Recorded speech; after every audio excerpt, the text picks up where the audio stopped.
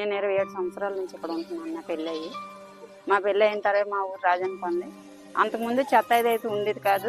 నీరు బాగాలేదు, పిల్లలకి జ్వరాలు వచ్చేస్తున్నాయి, వాంతులు విరోచనాలు వస్తున్నాయి.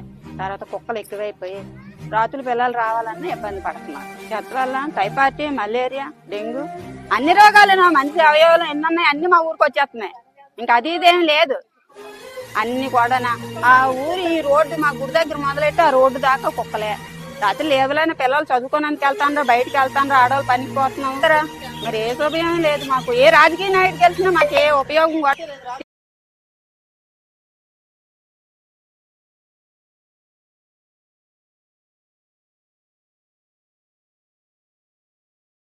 కొడతానా వచ్చిన ఏదో చేసేస్తాం, మంచి చేసేస్తాం, ఇచ్చేసేస్తాం, వచ్చేసేస్తాం అని వచ్చారండి.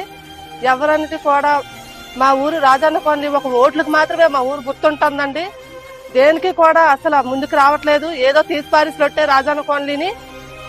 నారా లోకేష్ గారు కూడా వచ్చారండి రిబ్బన్ కటింగ్ చేయడానికి.